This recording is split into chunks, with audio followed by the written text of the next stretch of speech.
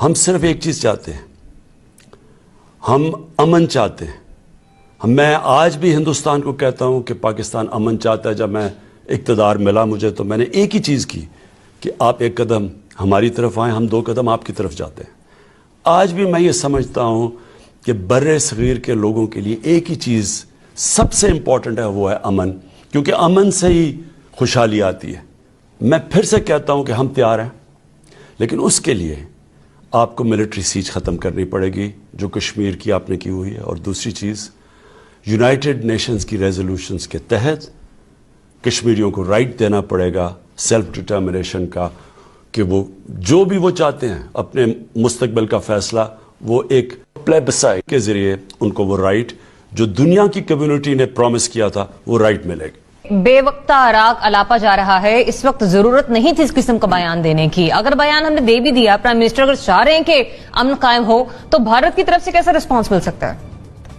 جب یہ بے وقت کا راگ الاپا جا رہا تھا 7ویں سر میں اور 6ٹی استھائی میں, تو اسی وقت میں سمجھ گیا تھا کہ انڈیا کل پھر کچھ کرے گا. ہندوستان بہت اپنے ایجنڈے پر قائم ملک ہے. میں کئی بار کہہ چکا ہوں کہ مودی اپنے وعدے پورے کرتا ہے, مودی اپنی انتخابی منشور پر عمل کرتا ہے. اس نے جو 2 منشور پیش کیے, دونوں منشوروں میں یہ بات تھی. اور آج 73 برس کے بعد, وہ 73 برس والی غلطی بھی ہماری غلطی تھی جس کے سے قبضہ ہوا کشمیر کے اوپر. اس کے بعد بھی غلطیاں ہم نے کی, 62 میں غلطی کی ہم نے, پھر ہم نے آپریشن جبراٹر میں غلطی کی, سارے دستاویزات انڈیا کو بھیج دیے گئے کہ ہم یہ کرنے والے ہیں, چھوڑیں. تو آج 73 سال کے بعد جب ہم یوم سیاہ بنا رہے تھے, ہم نے جہارہ دستور پر 5 منٹ کا بلیک آؤٹ کیا تھا. کراچی میں تو بلیک آؤٹ رہتا ہی ہے. تو ہندوستان ایک نیا نوٹیفیکیشن جاری کر رہا تھا, اور وہ نوٹیفیکیشن یہ تھا کہ اب مقبوضہ کشمیر میں جائیداد خریدنے کے لیے 10 سال کا ڈومیسائل ضروری نہیں ہے. اب any Indian citizen from Haryana, Patiala, Delhi, Kerala, Chennai, anywhere, Tamil Nadu, Andaman, کوئی بھی بھارتی شہری آئے اور آ کر یہاں پر زمین خرید لے. یہ آج کی کہانی ہے 1 گھنٹے 2 گھنٹے پہلے کی, کہ اس نے تو آپ کو نہیں بخشا, وہ نہیں بخشے گا. آپ کتنے ہی امن کی بات کریں. وہ کہا تھا کہ تو امن کے گیت نہ گا جب بھید تجھے معلوم نہیں. بھید نہیں معلوم ہم کو, ہمیں نہیں پتا کہ مودی جو ہے وہ کتنا طاقتور آدمی ہے.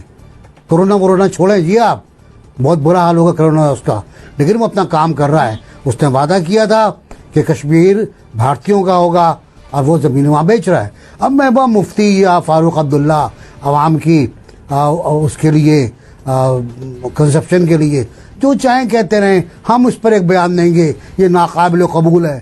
وہ بھائی پہلے کون سا آپ نے قبول کر لیا تھا؟ ہر چیز ناقابل قبول تھی.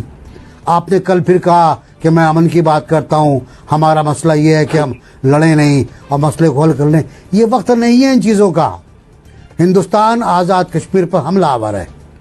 LOC کے پار بچے مر رہے ہیں, شہید ہو رہے ہیں, عورتیں شہید ہو رہی ہیں, بوڑھے شہید ہو رہے ہیں. مقبوضہ کشمیر میں کیا صورتحال ہے, اب تو اس کا بھی علم نہیں ہو پا رہا.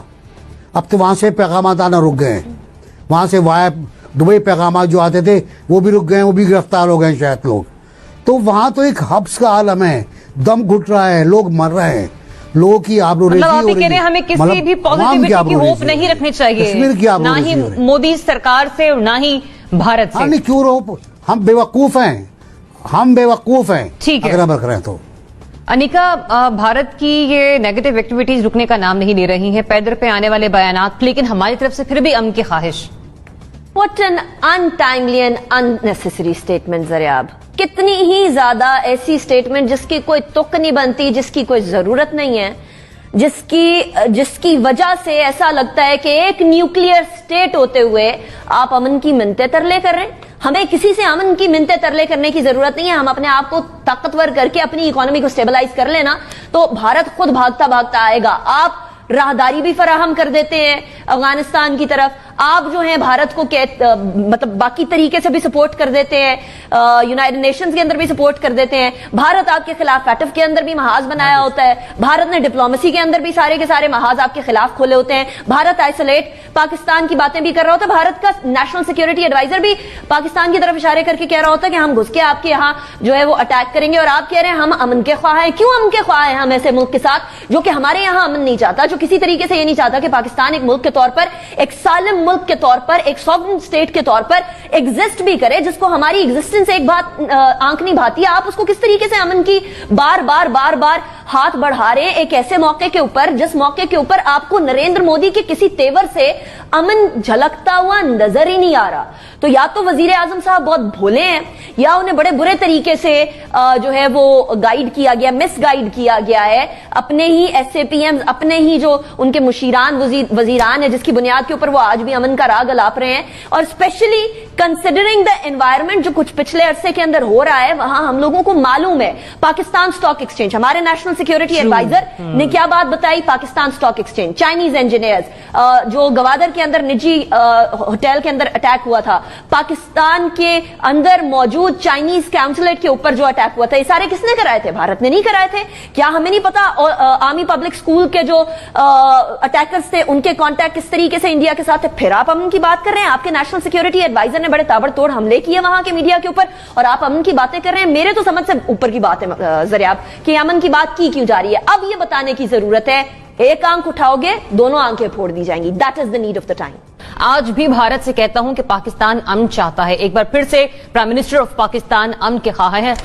وزیر اعظم عمران خان کیوں نہ ہو یا پھر ماضی کی حکومتیں کیوں نہ ہو, سبھی یہ کوشش کرتے آئی, اور ہم نے دیکھا ہے ماضی میں بھی پاکستان کی طرف سے ہی پہلے امن کا ہاتھ بڑھایا جاتا تھا. لیکن اب سچویشن یہاں پہ صرف ایک فریق پر آ کر نہیں بنتی ہے. پہلے جس طرح سے ہم نے اجے ڈوبھل کے حوالے سے بات کی, وہ کہہ رہے تھے کہ جس طرح سے آرٹیکل 370 پر نریندر مودی نے کام کیا اور وہ قانون لا کر نافذ کر دیا, ہٹا دیا گیا, تو اس کے ساتھ ساتھ رام مندر کی جو صورتحال تھی وہ بھی ہم نے دیکھ لی. اب ہم یہ دیکھ رہے ہیں کہ ہم نے نیکسٹ موو کیا کھیلنی ہے.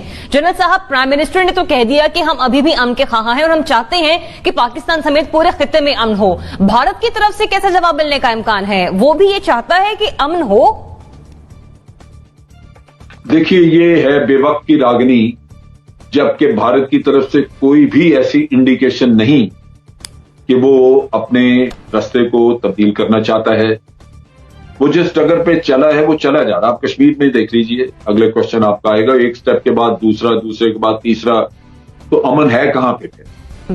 امن کا تو یہ راستہ نہیں ہے کہ بھارت یک طرفہ ایک قدم اٹھاتا چلا جائے اور ہم اس کو امن کی راگنی سنائیں اور توقع یہ کریں کہ ہمارے کہنے پہ وہ امن لے آئے گا. وہ تو نہیں ہوگا. اگر ایک ملک اپنی ایک اسٹریٹجی لے کے اپنے مقاصد کو پورا کرنے کے لیے آگے بڑھ رہا ہے اور وہ مقاصد سارے آپ کے مفادات کے خلاف ہیں, تو پھر امن کی بات کرنا تو بالکل بیکار ہے. ایک ایسا ملک جو آپ کے ساتھ ایک کرکٹ میچ تک نہیں کھیلتا, اس سے آپ کیا توقع کر لیں؟ امن تو بات کی بات ہے. چلیے پہلے سپورٹس کی فیلڈ میں ہی آپ ایک دوسرے کے سامنے نظر آئیں, وہ تک تو ہے نہیں. تو میں سمجھتا ہوں کہ یہ اس طرح کی بے تکی اور آؤٹ آف دا پلیس باتیں کرنا, ان سے کچھ حل نہیں ہوتا, کوئی ان سے فائدہ نہیں ہوتا, آپ کو ملتا کچھ نہیں. ابھی جب آپ یہ پہلے یہ راگنی ہم سنا کرتے تھے کہ جی ہم بات چیت کے لیے تیار ہیں. بھئی آپ تیار ہیں تو دوسری سائڈ تو آپ کو بات کرنے کے لیے نزدیک نہیں آنے دے رہی, تو آپ بات کے لیے تیار کیا ہیں؟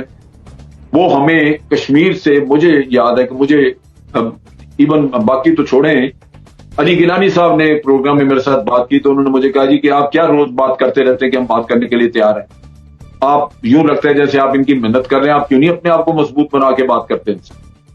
تو قصہ کہنے کا یہ ہے کہ ول پاور آپ نے دکھانی ہے بھارت کو, ایک اپنا سخت سٹانس دکھا کے, آپ نے اپنی ناراضگی دکھا کے, آپ نے بتانا ہے ان کو کہ جو کچھ تم کر رہے ہو یہ ہمیں جنگ کی طرف دھکیل رہا ہے اور ہم تیار ہیں, بجائے اس کے کہ آپ یہ راگنی الاپتے رہے امن والی, جس کا نہ موقع ہے کوئی اور نہ ہی کوئی اس کی جگہ ہے. تو میرا خیال ہے کہ یہ بالکل بیکار سی بات ہے. اس پہ بات انسان کیا کرے. اصل چیز وہ ہے کہ جو بھارت آج کر رہا ہے اس پہ آپ اس کو احتجاج کریں, ریزنٹ کریں اور دنیا میں جا کے بتائیں کہ یہ جو کچھ کرتے جا رہے ہیں امن کو برباد کرنے کی بات کر رہے ہیں, ان کو لے لیں گے, لیکن اگر امن دنیا کو چاہیے تو پھر بھارت کو کہیں کہ واپس آئے اپنے قدم. تو یہ کچھ اور باتیں کرتے ہیں جس کا کوئی میرا نہیں خیال کہ کوئی تعلق اور ربط ہوتا ہے اس بات سے اور اس موقع سے یا اس مسئلے سے جو ہم آج دو چار ہیں. زنیرہ کیا میسج ہمیں دینا چاہیے، لیکن اگر ہماری طرف سے یہ میسج آ رہا ہے کہ ہم اب بھی امن چاہتے ہیں تو کیا رسپانس مل سکتا ہے ہمیں؟ بے عزتی ہوگی، انٹرنیشنلی سارے پاکستانیوں کی بے عزتی ہو رہی ہے. آئی وڈ سے بڑی انسلٹنگ چیز ہے. یہ بات تو سمجھ میں آتی ہے کہ ہماری جو ملٹری ڈاکٹرین ہے دیٹ از ڈیفینسو اوفینسو، لیکن وہ ملٹری مائنڈ سیٹ کی بات ہے. وہ بہتر سمجھتے ہیں کہ انہوں نے اس کو اپروچ کیسے کرنا ہے. پولیٹیکل مائنڈ سیٹ تو آپ کو ہمیشہ اوفینسو رکھنا چاہیے ایسے روتھ لیس دشمن کے خلاف.